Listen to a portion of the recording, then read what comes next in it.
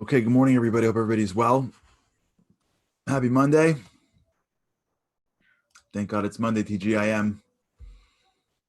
Everyone's having a great weekend. Thank you so much for joining today on The Boost. Whatever day it is that you joined, thank you so much for joining. This is a great opportunity, another week.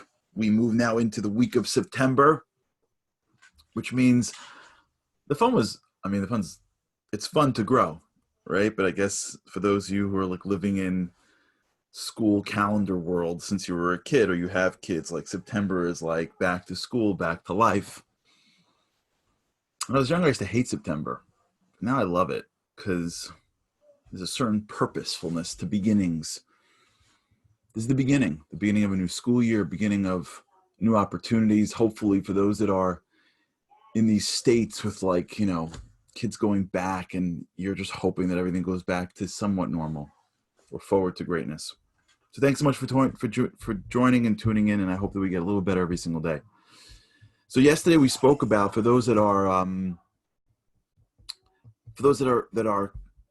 that heard yesterday's show, we spoke about this story of the rabbi who was walking down the street and someone threw eggs at him, and as opposed to getting upset, he gave him a blessing. So yesterday, my mom, who's wonderful, who's listening, wrote 3 words in the chat that later I spoke to her about that was really an incredible concept that I want to delve into today. She wrote, "Externalize, don't internalize." And that was a very big aspect of wisdom that I want to delve into today. So if you remember the story, the rabbi's walking down the street and a guy doesn't like one of his rulings on a matter of law, so he throws eggs at him. What we spoke about yesterday is that there is a disconnect, there is a chasm between circumstance and feeling. And I want to delve a little bit further into that. What we want in life is experience. We want an experience called life. Experience manifests in many ways through our feelings. That's the experience that we're having. Usually experience isn't relegated to our minds, right? When you walk into a room and you see people that you love, you're not like, there's that person that I love. That's interesting. There's a feeling you have. When you walk into a room and you feel people that you dislike, you're not like, I really dislike that person. You feel something. So an experience really is manifest in us through feeling. Most people think that circumstance and experience are interconnected. So when I walk around people that I love, I experience good things. When I'm around people that I dislike, I experience negativity. Because there's no chasm, there's no break.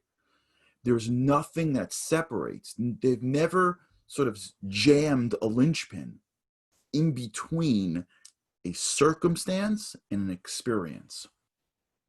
So as a result, they have no choice but to try to get as many good circumstances as they can, because they want to experience a good life. But the only way they can experience a good life is by working on their circumstances. Does that make sense?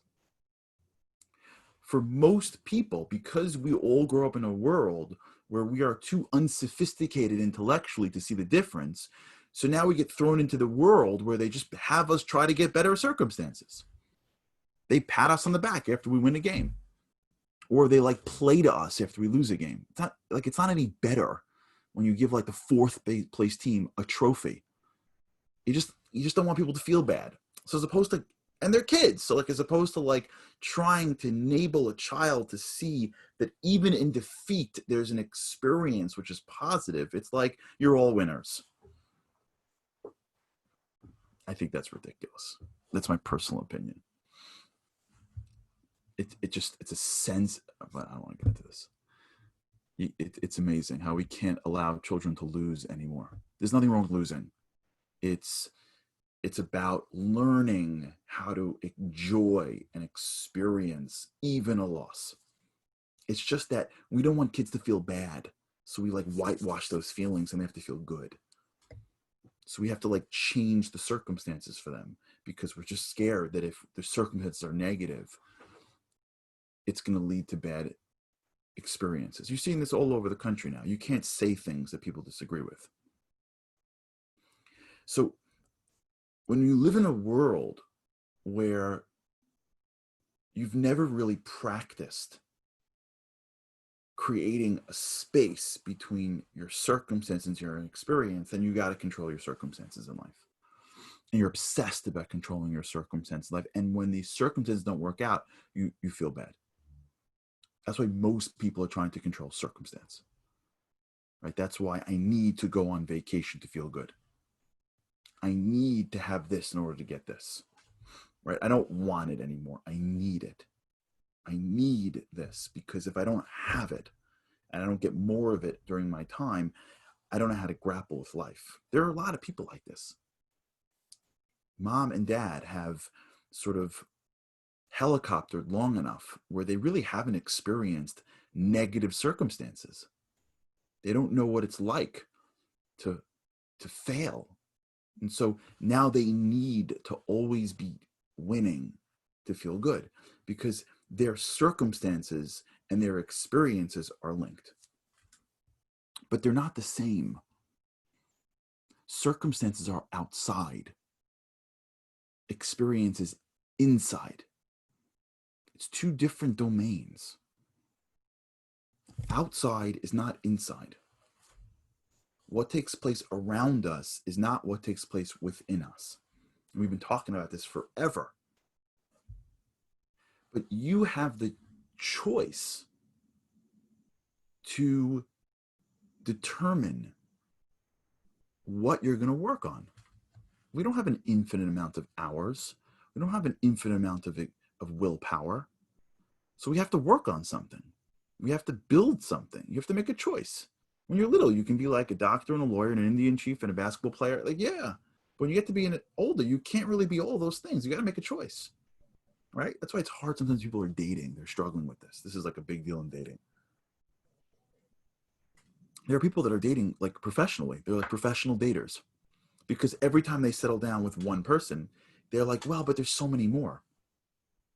So like they see the things that are wrong with this person and like everyone behind that person looks like, they're brand new. So they just can't settle because they can't choose. So they date. That's what they do. They date. They're not dating for a relationship. They're just dating.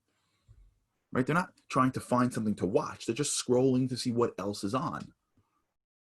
But when you get to be more mature, you start realizing that I'd rather be with one person than fully and be able to create a relationship, even if that person isn't perfect, because I'm not perfect, than be with 15 people and each one's not real.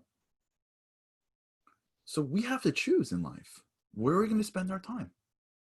So of course you got to live in the world. Of course you got to try your hardest. Of course you got to put food on your table. Of course you got to try to get the things that you need in life. But how much time are we spending controlling circumstances versus how much time are we spending controlling experiences? How much time are we spending in creating muscles to give us a circumstance or an experience? If you're controlling circumstances, you're spending all of your time trying to control the world around you, trying to get other people to do what you believe to be true, trying to manipulate the world so that it fits into your worldview. If you spend time working on experiences, you're trying to change and strengthen your own filters so that when the world around you sends you a circumstance, you process it in a very specific way. So when someone sends you negativity, you've built a mechanism to not internalize that. Your mind is not an open thoroughfare. Your mind is a guarded castle. There's a huge difference. When you look out into the world and you're saying, my job in this world is to increase my experience in this world. My experience is internal. And to increase and enhance my experience, I have to work on my mind. I have to work on my framing of situations. I have to build a fortress around negativity before I let it in. I have to learn how to deal with negative people. I have to learn how to deal with negativity. I have to learn how to deal with people that don't like me. I have to learn how to deal with people that don't tell me how great I am. I have to work on myself to enhance my internal aspect of myself so that I am strong on the inside. That's what this whole gratitude thing is all about. Gratitude is a technique to enhance your internal experience because you're having the same circumstances. You're still doing the same stuff. You're still using your eyes. You're still walking down the block. You're still eating the same foods. You're just now using an internal technique called gratitude to shift your perspective, to appreciate the thing more, sending more pleasure in. Nothing in the circumstances is changing with your gratitude. Gratitude doesn't change your circumstances. Gratitude changes your experience of the circumstances. We all been there where either us or someone we know or a child, whoever, walks into an incredible circumstance. But because they're in a bad mood, it's all terrible. Am I wrong? Doesn't this always happen? Where you're walking into something that's amazing and there's someone that's in a funk. And as a result, it's fine. You're like, are you crazy? It's okay. It's because they're having a problem internally.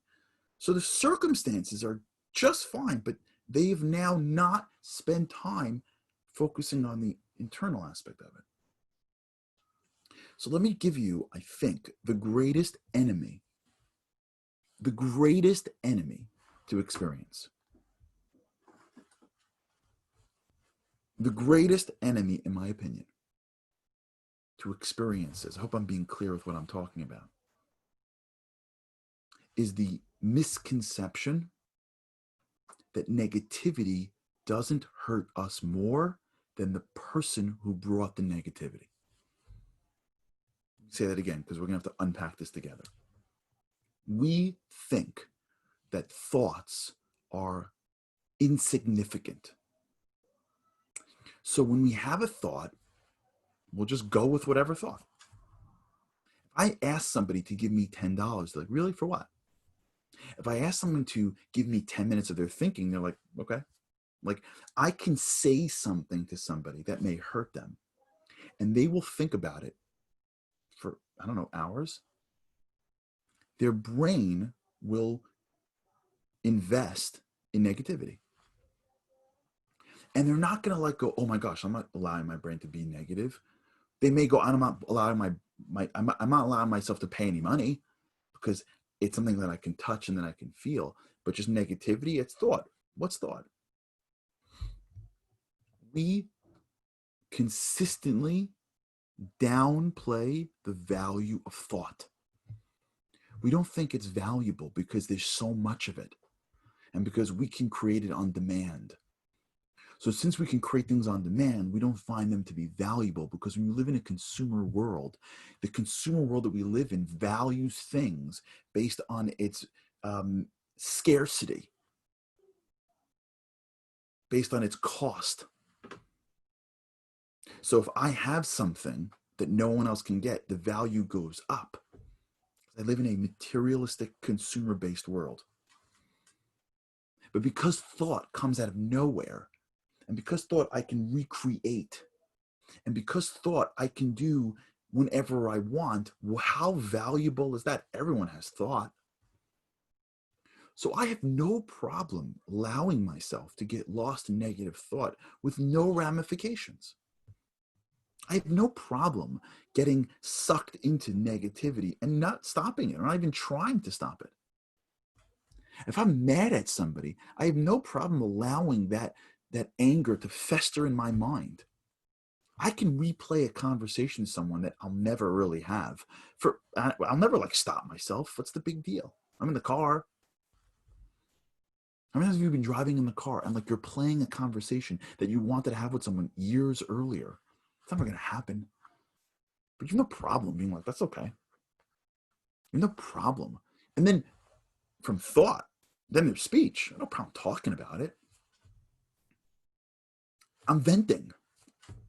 It's healthy. Yeah, it's a little healthy, but not the level in which we do it. We do not appreciate what negative thinking does. Negative thinking is the greatest enemy to experience because experience is thought. It's not circumstance. It's our approach. It's our experience. It's our interpretation of circumstance.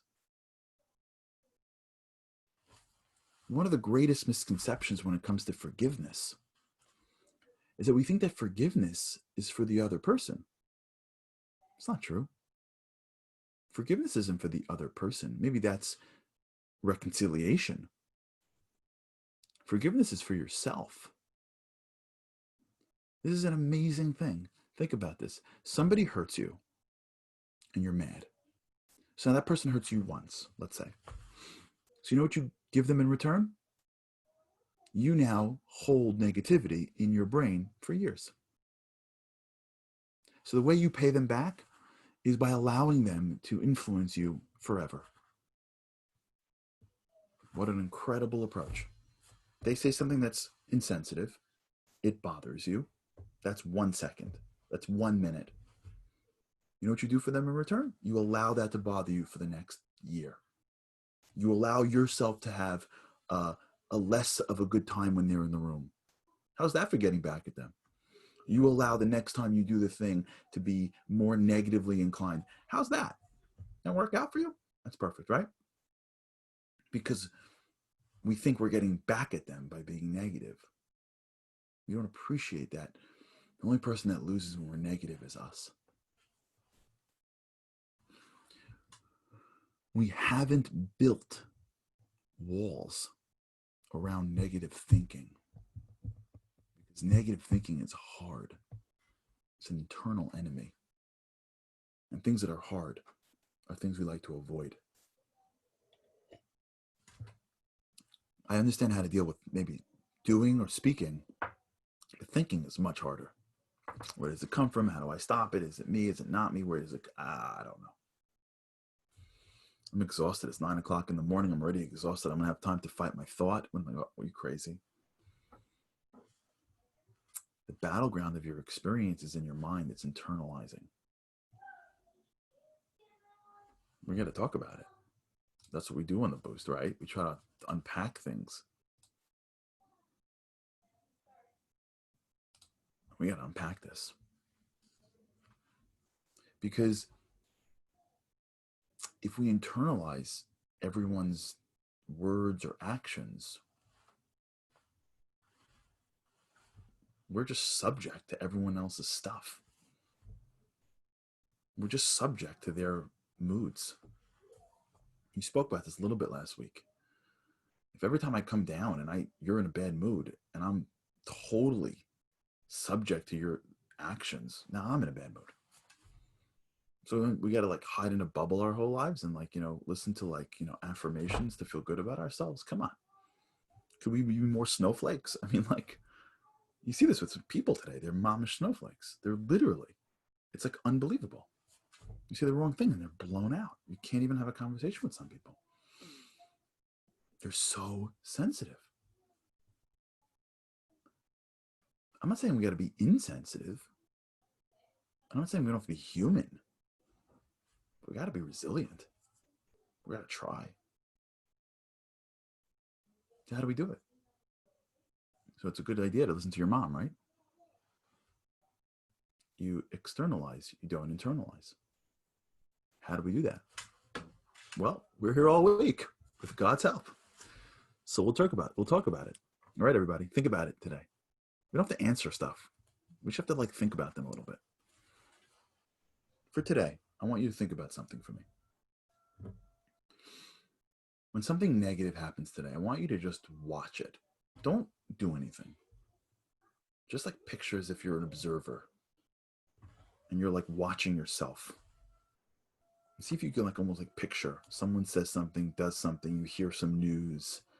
You can almost picture the news going into your head and the virus spreading and the negativity overwhelming.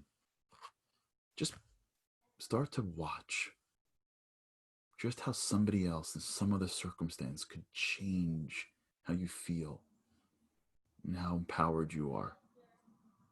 Because the more we watch it, the more we'll get better at it. And then we'll learn how to put up a defense to it. And then with God's help, we'll work together on how to externalize and not internalize. Okay. Have an incredible day. Make it as awesome as possible. And with God's help, I can't wait to see you again tomorrow.